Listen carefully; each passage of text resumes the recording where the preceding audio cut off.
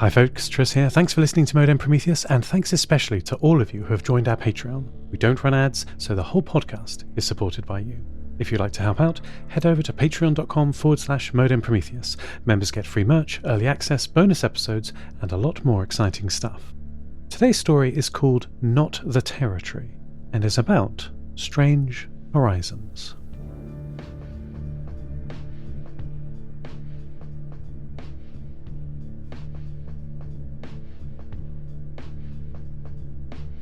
There are no roads in this city. Walkways run by canals, the edges marked in the dark by neon strip lights. Above them runs a network of suspended train lines. Ramani has seen what she assumes is an express service roar across the sky like a dragon, and also a slow caterpillar of tiny four-person carriages trundle across in a manner that reminded her of a ski lift. The whole place is covered in soot. She hasn't yet found the factories, but there must be hundreds of them to create such a patina. Maybe this is why all the people here wear masks. The air seems clean enough now, but maybe all it needs is the wind to change. That said, they don't look like they help with breathing. People here dress in suits and workwear, just like home, but have masks like they're going to Carnival. She whispers a note into her phone in any case, so she remembers the thought. Memory is precious in these places. She knows from experience that she can't hold on to it alone. She turns another 90-degree corner. Everything here is on a grid, the canals dividing large blocks which are themselves cut into smaller squares by narrow pedestrian streets. This makes her life easier. Such regularity is a boon to a map maker. She pauses at the intersection of two canals to sketch the cityscape. The neon lines of the embankment, the ornate bridges over the water, the tall buildings with their loading bays. She wears a GoPro camera around her head, but likes to try and make sketches as well. They record her feelings as much as they record the landscape, and this is also a thing she would like to map. She frowns as she looks down the canal. The distance is hazy, detail fuzzing out as if she was staring to a far horizon rather than down a handful of city blocks. She has started to notice this in several of the cities she visits. She takes a picture on her phone, zooms in. It's not her eyes. The photo has the same strange effect. She jerks as she notices a movement. Someone is looking at her. They are stood on the opposite side of the canal wearing a long coat and carrying a cane. Their mask is simple, expressionless, but half black, half white. Ramani is suddenly aware of how out of place she looks, and hurries away down a side street. She should be more cautious, she knows. Do a couple of reconnaissance missions, scope out the people, the landscape, see how to blend in. But there are so many cities to explore. She doesn't have the time. The advertising signs here are long and thin, clinging to the sides of buildings like lampreys to a shark. She sees single words in high-impact letters: alcohol, chips, frills. She wonders what frills are. The windows are dark. Inside there is maybe a suggestion of fabric. She makes another note into her phone and writes frills on her growing map. Toward what she assumes is the city centre is a great pillar of light. Not what you'd get from a searchlight beamed upwards. Maybe what you'd get from 100, placed in a ring, towering over the city like some ethereal space elevator. She wonders what it's for, whether it's always there, whether it's left on during the day. She traces the height of it with her GoPro. She can't see the base. This city is too tight and closed in for anywhere to have a view. More people are starting to appear on the streets, and it's visibly lighter than it was half an hour ago. Ramani retraces her steps to the window she'd climbed through to get to this place, entirely failing to notice the footprints in the soot dust around the ledge. On the other side of the window, she is back in the empty warehouse with its smell of rot and damp. The city of canals and train lines just a reflection in the glass. The sky is lightening here too. Every city she's visited seems to occupy the same time zone. She takes off the GoPro and slings it and her notepad into her backpack, then makes her way home through the waking streets. She gets in just before the bells of St. Jude's strike 7. Her flatmate, Ticker Tape, is already up and is sat at the kitchen table, cup of black coffee and phone in hand. She raises an eyebrow at Ramani's entrance, but Ramani ignores her and goes straight to bed.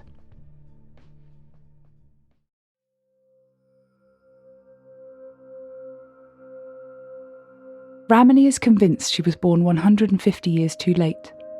In her heart, she's always been an explorer. As a child, she would read stories of Livingstone, Magellan and Polo, people who picked up their bags or boarded their ships and went right off the edge of the map.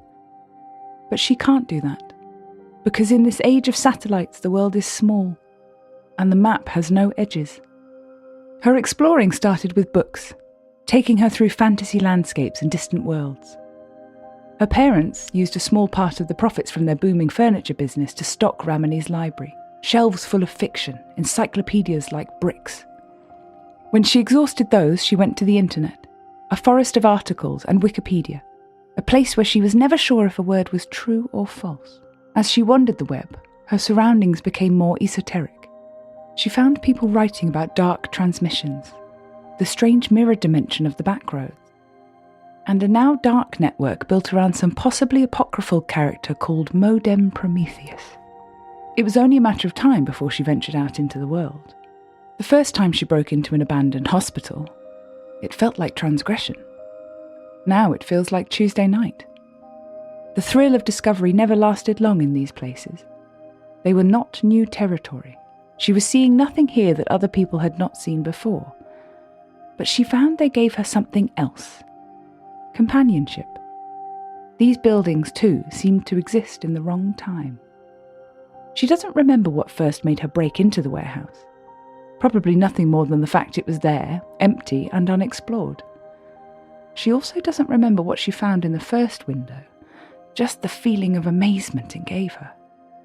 The memory burned away like fog in sunshine mere hours after she returned. This is why she now carries her pad, her GoPro, and makes notes into her phone. But she does remember how it felt to see the enormous gallery of rooms in a building far too small to contain it, and to find that first window, a window that was blocked from the outside, but from here showed an impossible view. She remembers how it felt to open that window, tentatively sniff the air. She remembers how it felt to climb through.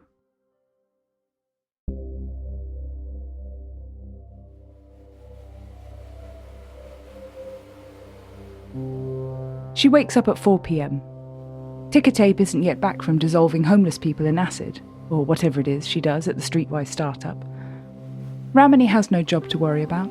The third time she got in late after a night exploring another window, she was told to reassess her priorities. Though she did, and quit. She has not told Ticker Tape this. It would only upset her. And Ramani's parents' business is still booming, so they unquestioningly pay her rent. Ticker Tape, who has had to bite and scratch and rip her way to her now sizable paycheck, is upset enough by this as it is. Ramani makes herself a coffee, and what we will refer to as breakfast. While she eats, she uploads the GoPro video to her computer and looks through her notes from last night. As she does so, the memories return, the echoes in her mind firming up to a more solid picture of the canals, the lights, the person in the mask. Brushing toast crumbs away from the paper in front of her, she sketches out a better map, scrolling through the video for reference. She spends hours on this, pencil alternately twisting between fingers or clenched between lips, sometimes dashing its way across her canvas to build out the streets and waterways. She will add this map to her atlas of possibilities, and eventually, hopefully, go back, explore further, fill in the detail and expand the borders. She imagines these places as cities that could have been, if some twist of the past had been different. She doesn't know if this is true, and doesn't think it matters. It's a story she tells herself to make what she sees make sense. And what else has science ever been? She hears Ticker Tape get back in just after 9. No after-work drinks for her flatmate, her startup just demands long hours. Ticker Tape will check her portfolio, make a couple of trades, eat now in a takeaway and go to bed before doing the same thing tomorrow. Ramani waits until she hears Ticker Tape's door click shut, then grabs her bag and heads out again. This city glitters like frost. Turreted buildings sit in blue-tinted steel frames, as if the place can't tell if it wants to be medieval or cyberpunk. It is a place of plentiful plazas, but no trees, not a one. In their place, thin metal pyramids no more than 10 inches wide at the base, but 15 feet high sit, their tips glowing and casting the whole city in a cool blue glow. Every plaza contains a fountain, softly bubbling and lit by the same strange light. Overhead, a constant aurora moves, the waves crashing across the sky like they are racing to a distant cliff. But it isn't cold. It feels like a summer night, like there should be cicadas singing close by. Very pretty, you would say, I think. Ramani jumps. She tries to avoid interacting with the natives, but she was staring at the aurora and didn't notice their approach. This one is a woman, slender but a head taller than Ramani, a face of sharp, pretty angles which suits this place, wearing what looks like a dress shirt and breeches. She has what looks like a loop over one eye, with which she's looking upward. Her accent is something Ramani has never heard before, bouncing through the sentence like a horse at canter. Yes, it's incredible, Ramani says. A haze covers it, though, the woman continues. Just a little, but more than the night before this, you would say. And she looks at Ramani questioningly. I don't know, Ramani says, though she does know. The haze is getting stronger in every city she visits. More in some than others, but stronger all the same. I suppose so. And then, because she doesn't want to risk any more conversation than she has to, have a nice night. As she turns to leave, the woman calls after her. Wait, Sentina, have you met my own self before? You look familiar. Sorry, I don't think so. Ramani hurries off before she can say anything else. She wonders if it's possible that there is actually another Ramani in this place the woman has met before. Does that support or undermine her possibilities theory? Or maybe, she thinks, there's another Ramani exploring. Maybe another version of her found another warehouse. The windows in all the cities she's explored have been alone. But maybe there's another nexus out there somewhere. Maybe it connects to places she can't access. Ticker Tape is again at the kitchen table when she gets in, coffee in hand as expected. What is rather less expected is that she's still there when Ramani finally gets up that afternoon.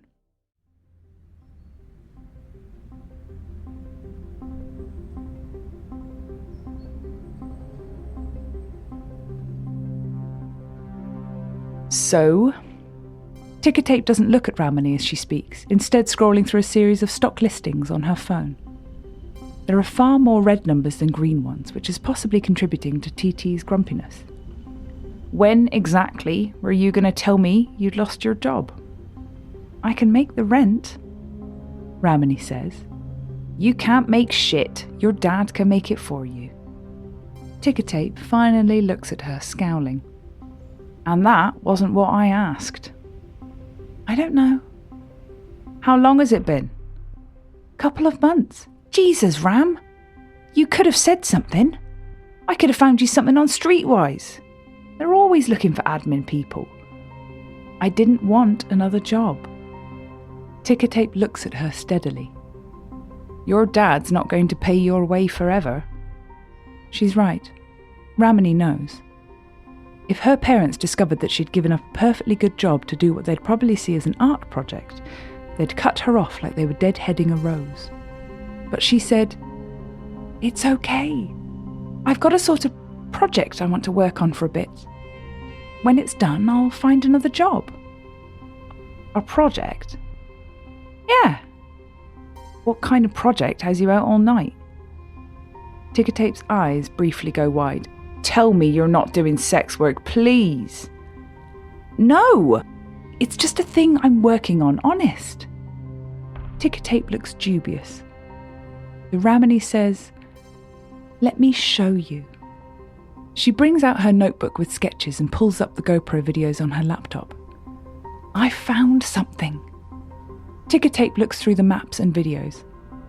I don't understand. What am I looking at? Is this some kind of AI generation? No, I recorded it. It's a real place, I think. What do you mean, you think? I mean, I know I was there because I can see the recording here. And I know I went somewhere. But as soon as I leave, I start to lose all the detail in the memory. It's like trying to get back a dream. Ram, you are not making sense.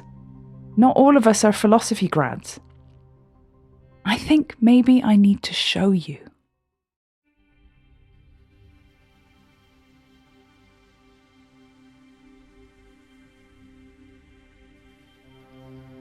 This city is two cities. Each one looks at the other across a vast gorge, so wide and deep there are clouds, actual clouds, drifting through the pass beneath. The gap is spanned by a suspension bridge so tall that the tops of its towers are visible for miles around. Each one is adorned with a ring of red beacons and blazing lights shining directly on the roadway. The city they are in has cobbled streets and street lamps that burn sulphur yellow. Across the gorge, the twins' lights are blue, cold, steady as a laser, and hazy. What should clearly be sharp lines are blurred, lacking resolution in their rendering. Ticker Tape stares with her mouth open. What the shit? Ramani grins. I know, right?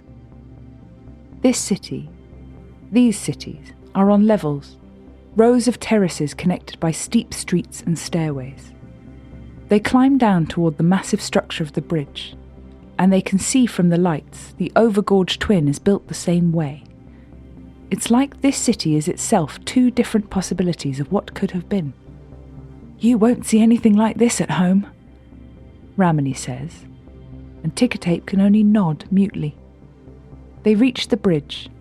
The lights here are dazzling, the roadway itself an obsidian river, the other city entirely obscured by the glare from the top of each tower. Should we go across? Ticker Tape asks. Hell yes! I want to see how the other half lives. But as they cross, a barrier resolves into view. The roadway is blocked by rolls of barbed wire. The only way through is a gap, maybe 2 people wide, flanked by what are unmistakably guard towers. Ramani holds up a hand, signalling stop. It is unnecessary. Ticker Tape stopped moving several meters behind her. A row of floodlights behind the fence light up and aim at them. Guttural syllables echo from a megaphone saying words neither of them recognise. Ramani backs away. Ticker Tape mutters, "The other half are not friendly." Silhouettes appear at the gate. They have dogs and guns. One raises a rifle into the air and fires 3 shots upwards, then all of them level their weapons at the women. Ramani and Ticker Tape run back to the yellow side of the bridge, and the silhouettes do not follow. They collapse against the bridge's first pillar, looking back to where the floodlights still glare in their direction. "Do you normally almost die on these trips?" Ticker Tape says, through laboured breaths. "No," Ramani gasps. "Honestly, surprisingly rarely." They sit there a little longer, looking up into the sulphur-lit terraces. "So," Ticker Tape says eventually, "what are you doing here? Are you going to sell pictures or run tour groups or something?" "I'm just exploring," Ramani says. "There's so many of these places and they're all incredible. I just want to see them all." "How many are there?"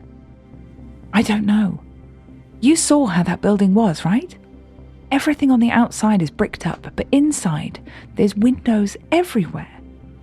Ticker Tape shakes her head. "I find it personally insulting that nothing about this makes sense. It doesn't even have the decency to be in the back roads. There's just a dimensional nexus sat on Wilmington Street." "But it's cool, right? There's so much here to discover." "Yeah, sure. I think there's enough stuff going on at home that doesn't involve getting shot at by people yelling at us in Dwarvish." Most of these places are safe. Ramani gets up. Let me show you another. I don't think I need another one of these. I've been to this one before. It's safe. They return to the window, which here is in what looks like a terraced house. Tickertape wonders if it's also open on the inside. She looks back towards the bridge. Hey, she says. Has it got, foggy or something? Ramani looks over. The haze now blurs out the bridge entirely. Stretches even to where they were resting a few minutes ago. Maybe it came up from the gorge. Doesn't matter, we're getting out of here anyway. Back in the warehouse, Ramani tells her about this other city. One built on a series of hills around a central valley that led down to the sea, where the pavements were mosaic and the houses were covered in decorated tiles. She has mapped half the hills already. The one crowned with the castle, the one with the monastery, the one dotted with ceramicist workshops. She speaks so enthusiastically about it, at such length, she almost doesn't notice the window is no longer there.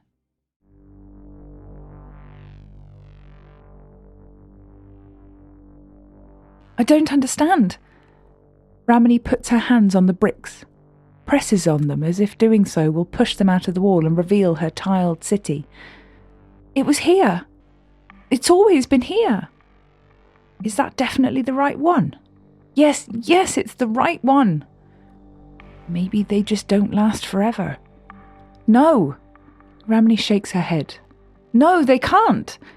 I mean, they've got to. There's so many of them I still need to see. I don't have time. She hurries out of the room to another window, one from which she can see forested hills with windmills turning. Tickertape catches up with her and grabs her arm before she can go through. Are you mad? Let's go, TT. You can't go back through one of them. What if it closes while you're in there? I'll find some other way back. Like what? I don't know. Something. There'll be something. But what if there's nothing, Ram? Then I'll just keep exploring, Ramani says sullenly. But she doesn't resist when Tickertape pulls her away from the window and doesn't argue the whole way home. It is still dark when they get in. Ramani cannot remember the last time she had missed the sunrise. Tickertape goes straight to the kitchen and puts the kettle on. They stand in silence for a few minutes as she makes tea. It was amazing, Tickertape says over the steaming cup. I mean it. I had no idea anything like that was out there.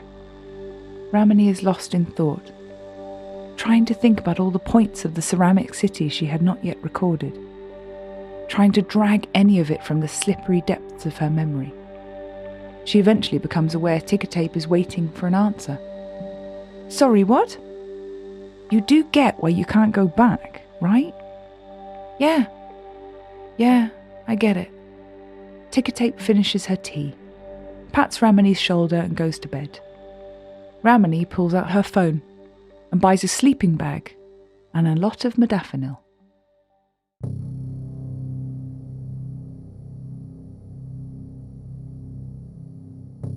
When she goes to the warehouse next, she brings her laptop with a power bank, a crate of meal replacement shakes and a stack of sketch pads. She does not return to the flat. She crafts a makeshift desk from the detritus in the building and scrawls an outline map of the warehouse on one wall, marking off the windows she's been through. She feels like a naughty child rushing through an advent calendar on the 28th of November, desperate to open as many doors as possible before being discovered.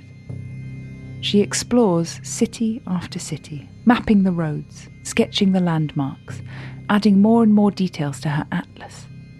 She watches the windmills turn, dives through an underwater ruin, stands in awe of a colossal arcology that seems to stretch to the stars.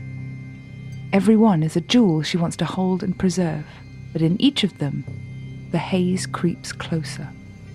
She abandons her rule of only going at night time, instead trusting that she won't stand out enough to be questioned. It works. No inhabitant of any city looks twice at anything so trivial as a strange outfit. She returns sometimes to find her things have been disturbed, the pile of maps and sketches out of order or spread across the hastily constructed desk. No doubt, ticker tape coming to see where she is. Ramani ignores it, collecting the sketches together again before either popping another wake-up pill or trying to catch a couple of hours of sleep before the next expedition. The next window to go is the one leading to the city of auroras and cicadas. Ramani spots it on her way to the other end of the warehouse, presses her hand against the bricks where the gateway had been as if feeling for a pulse. The next one goes the next night. She returns to the underwater city, explores the ring of streets around the window, and by the time she gets back, another 2 windows have gone. One of them, she's fairly certain, she never had a chance to go through. She staggers back to her sleeping bag and sees ticker tape looking through the collection of maps. She leans heavily on the doorway. She's lost track of how long she's been awake. "I'm not stopping," she says, feeling the words slur as they leave her throat. "Not going to stop until I've seen them all." Ticker tape turns around. But it isn't ticker tape. She's taller, more angular. "Ah, this place contains you again," she says. "Meeting you again gladdens me." Ramani says, "Oh," and collapses.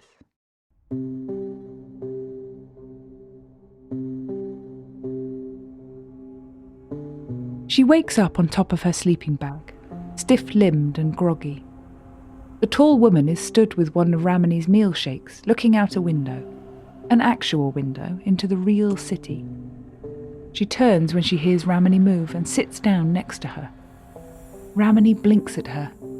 "You were at the city, with the Aurora," she says.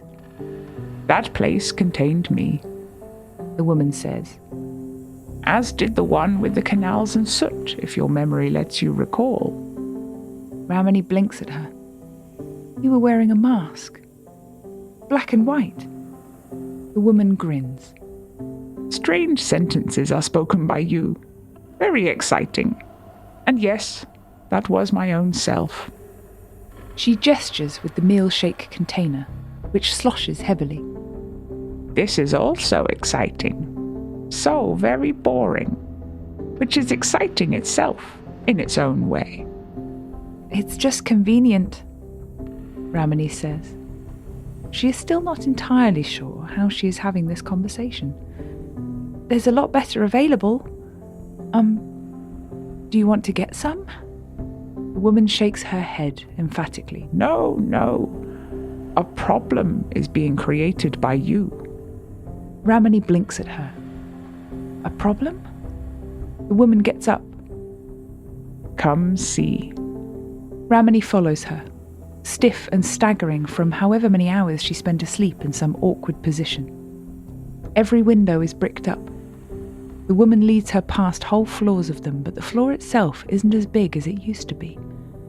Now the building looks only as big as it should be, as big as it is on the outside, not the hall of gateways she has been used to.